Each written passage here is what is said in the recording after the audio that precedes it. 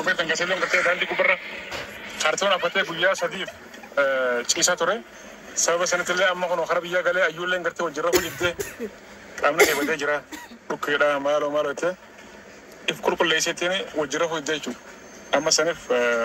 awashite ko jira. Hanga dum tunu juntura. Mes Jo.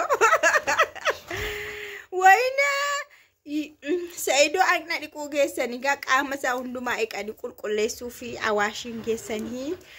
yaasuu fi oosheenii jechuudha.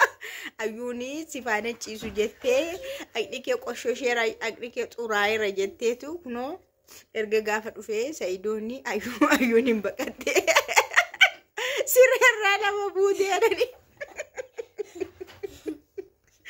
Saido kartoni rafate Yamanitti awwaara keessa ciisaa ture waan ta'eef qoshosheera sirriitti qulqulleessaayi diddiqaa malee hin ta'u jettee diddeedhan. Jala keenya nagaasini baata. Kabajamtoota hordoftoota akkam jirtu nagaa keessanii ani baay'ee nagaa ko galata waaqaa ta'u baga jiraattan bagaarra geessanii way ayyuu magana muka kolfaa wayiiti laata ishee waan nama kolfisiisu malee hojjettu. Way jaarsi ofii qoyituu maraatee fayyeeyyuu ofii dhiqanii ofii qulqulleessanii ofii tsaddaanii namummaatti deebisu. Areedarraa aadanii mataallee sirreessanii fi fataa godhanii mana keessatti barbaade bishaan ho'isanii sukkuumanii dhiqanii maal jechuudha. Sukkuumanii wajjin naqanii sukkuuman wala washaaqi laga keessaa dhiqaa qaa'ee maalii keessaa dhiqaa hin ta'u qoshosheera xuraa'eera kasaas amma dhiqaa Saidoo dhiqamee ofi ayyuu jedhu naasanoo Saidoo qulqullaa'ee ofi ayyuu naa fuutee latti godhattee sireerraa sabuutte sireetti ol deebimu akkam sireerraa lafa buutee lafa bultee lafa ciiste maal lafuma isaatti irra hin deemne miillaan maarra hin deemne ree yaa rabbi maali mucaan kun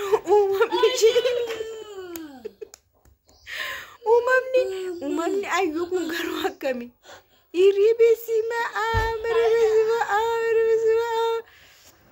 Anana ajaa'ibe dhugaa waaqa inde maal jechuudhaan akkasiin jaarsi ofii waan barbaade ta'e yoo dhufeeyyuu waan ma fedhe ta'e dhufeeyyuu abbaa mana ofii sassaabanii ol gashanii waan gargaaranii wajjin fataa'anii wajjin jiraatu malee kosii ta'e ufee awwaara ta'e ufee maali kana akkas taananii ammoo akkam gootireeshinii warra yeroo hundumaa hojii hojjetanii warra dafqanii maal jedhanii guyyaa guyyaatti awwaara keessa oolanii hojii hojjetanii galan kan akkam gooti.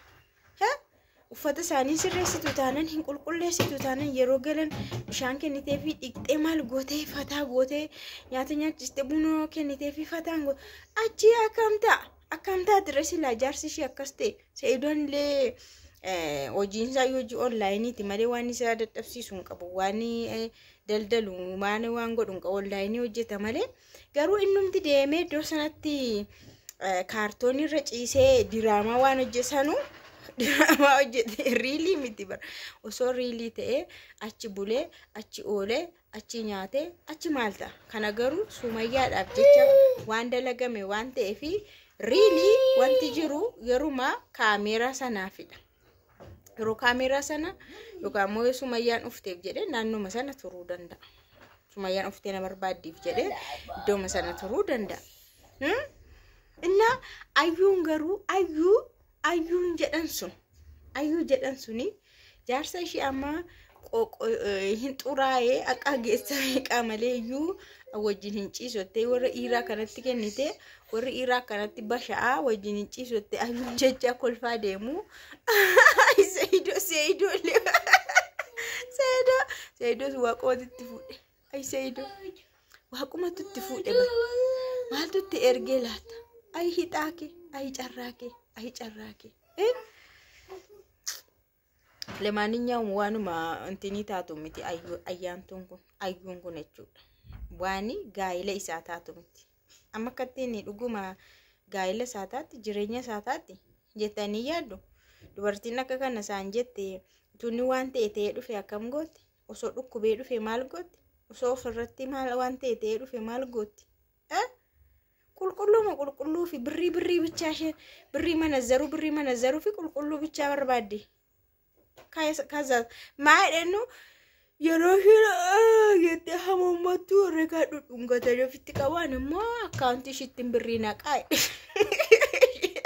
ayyuun akkasiidha warra kaanitootee dubartoota irra kaanitootee nasaa muummatanii dadhabanii namni jedhanii ofitti qabdee dhungattee bakka ayyuu garuu akkaawuntii shitti birrii naqama isheen addadha kan ishee addadha dhuguma yoo addadha laal dhuguma adda mitiire jaarsa ishee shaaworin laga geessaa dhiqaati sukkumaati fidaa kottaa itti eegditi